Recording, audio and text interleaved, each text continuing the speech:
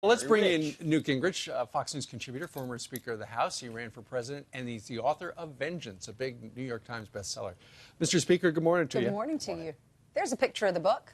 Good morning. And by the way, I just want to mention about Brian's last segment.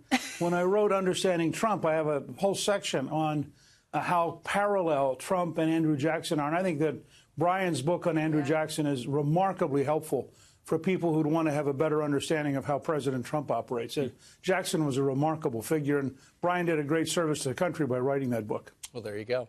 All right, let's talk a little bit about the people who serve our nation. It looks, Mr. Speaker, to a lot of people that when you look at some of the things that have been revealed in the last week or two regarding senior management at the FBI, that there could be a political bias clouding the determination whether or not to go forward with prosecutions and whatnot. And you look at the case of Peter Strzok, who was text messaging apparently to the tune of 10,000 text messages to his girlfriend, who is a lawyer, apparently also on the special counsel.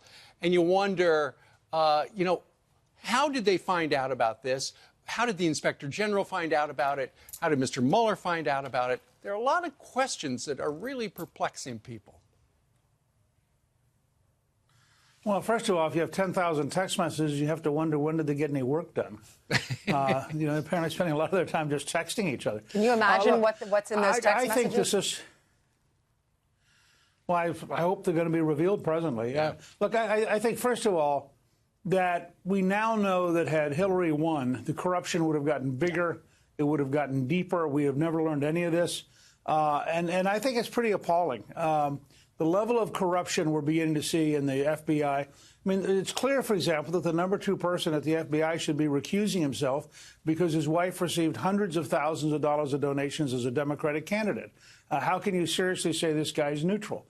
It's clear that Mueller was bringing in people who are aggressive Democratic donors as the lawyers, several of whom have very bad reputations for overreaching as prosecutors, have been knocked down by the Supreme Court on 9-0 votes. I originally thought Mueller might be an honest and a reasonable man, but the more I watched who they were hiring, how they were organizing, what they're doing, and ask yourself this simple question. How can Hillary's assistants all have lied? The key assistants clearly lied to the FBI. Mm-hmm. Not a single one of them has a felony conviction.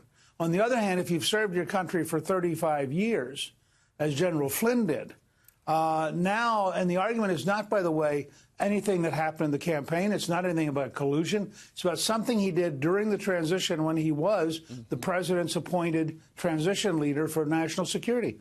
The difference in approach to Clinton corruption, which gets a pass, and General Flynn is, I think, a sign of how sick the system is. Mr. Speaker, how then could you restore trust? Is it re-looking at Hillary Clinton? Is it doing this investigation differently? What do you do?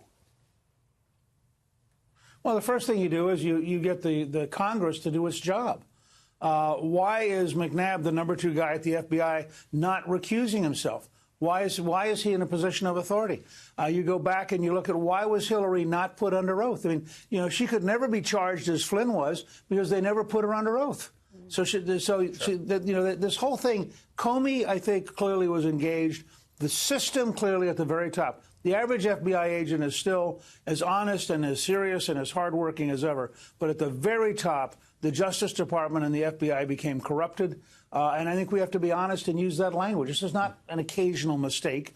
This was covering up for the next president, they thought, covering up for their foundation, covering up for their relationship with Russia and Uranium One, covering up for the entire process of investigation.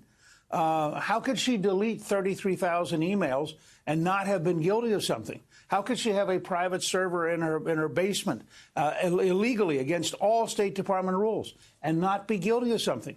And why is the witch hunt over here for people who've served their country in battle and who are basically decent guys and who are getting picked off, frankly, I think, and Michael Ledeen wrote a great article about this, who knows General Flynn very well, and Ledeen said, look, the FBI has the power to tell you we're going to bankrupt your family, we're going to go after your son. Now, do you want to take a minor plea and get this over with, or do you want us to destroy you? Yeah.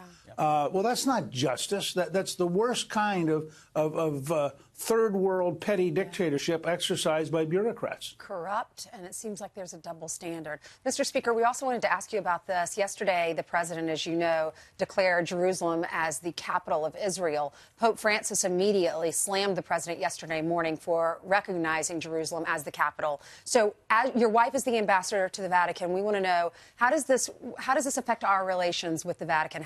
Where do we go from here? Well, I think you have two extraordinarily strong historic personalities in Pope Francis and in President Trump. They had a very, very good meeting when President Trump visited. I know that the Vatican would like to have a good relationship. Sometimes they're going to have deep disagreements. This is one of those times. On issues that Callista's working on, like human trafficking, helping defend Christians in the Middle East, working on refugee camps. There are a number of, the United States is the largest donor, for example, to helping refugees in the world by a huge margin. So there are places where we're very much in agreement.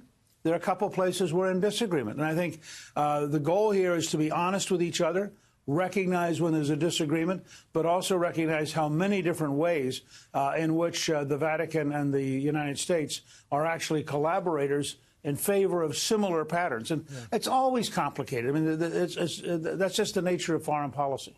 All right. Yeah, but just briefly, why would the Vatican take issue with this decision?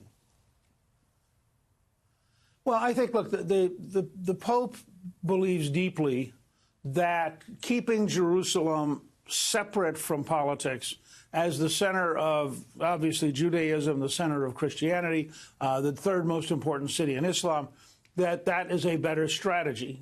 The president, looking at the right of Israel to name its own capital, disagrees with that. This is an honest, legitimate disagreement. These things are going to happen on occasion.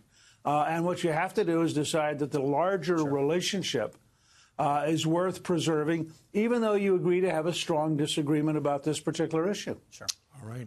Newt Gingrich, former Speaker of the House, we thank you very much for joining us from the Washington, D.C. area. Thank you, Mr. Speaker. Great to see you.